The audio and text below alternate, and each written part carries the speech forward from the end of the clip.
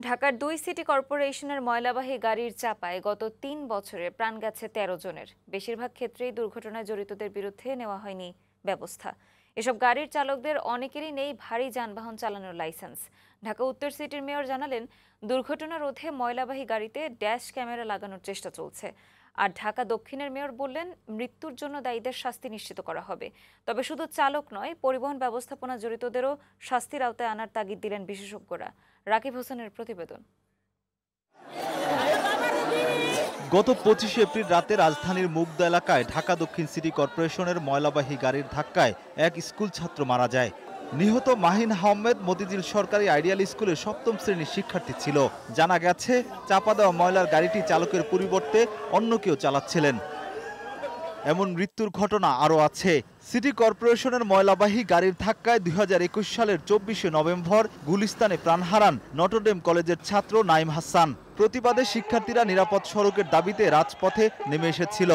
আন্দোলনের প্রেক্ষিতে দিনে ময়লাবাহী গাড়ি চালানো বন্ধ রাখার সিদ্ধান্ত হয়, যদিও এই সিদ্ধান্ত পুরোপুরি কার্যকর হয়নি। গত ৩ বছরে ঢাকার ২ সিটি কর্পোরেশনের ময়লাবাহী গাড়ির চাপায় প্রাণ গেছে ১৩ জনের। বেশিরভাগ ক্ষেত্রে দুর্ঘটনায় জড়িতদের বিরুদ্ধে নেওয়া হয়নি ব্যবস্থা।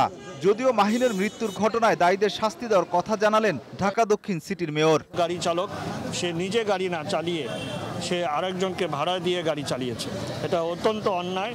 আমরা এর আগেও এরকম যেগুলো আমরা তদন্তে পেয়েছিলাম, আমরা সবাইকে কিন্তু কর্মচ্যুত করেছি, ছাঁটাই করেছি এবং কঠোর ব্যবস্থা নিয়েছি। অভিযোগ রয়েছে, ঢাকার ২ সিটি কর্পোরেশনের ময়লাবাহী গাড়ি চালাচ্ছেন নিরাপত্তা প্রহরী, অফিস সহায়ক, মশক কর্মী ও পরিচ্ছন্নতা কর্মীরা।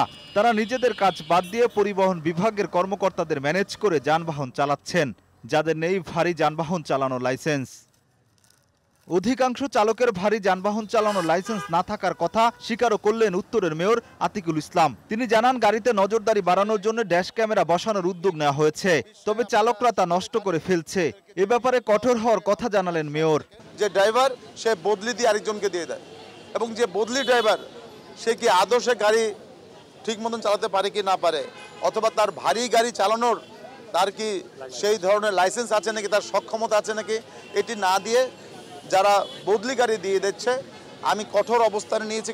পরিবহন বিশেষজ্ঞরা বলছেন, ময়লাবাহী গাড়ির কারণে মৃত্যুর ঘটনায় সিটি কর্পোরেশন শাস্তিমূলক ব্যবস্থা নিলে দুর্ঘটনা বন্ধ হতো। পরিবহন ব্যবস্থাপনার সাথে যারা জড়িত আছে, কর্মকর্তা আছে, তারা আসলে কি পদক্ষেপ নিয়েছে সেটিও তো দেখতে হবে। তো এই যে অনিয়ম, অব্যবস্থাপনা এবং জবাবদিহি যদি নিশ্চিত না করা যায়, এই দুর্ঘটনাগুলো কিন্তু সামনে আরও ঘটবে। শুধু চালক নয়, সিটি কর্পোরেশনের পরিবহন বিভাগের দুর্নীতিগ্রস্ত কর্মকর্তাদেরও শাস্তির আওতায় আনার তাগিদ দিলেন তিনি। রাকিব হোসেন, বৈশাখী সংবাদ, ঢাকা।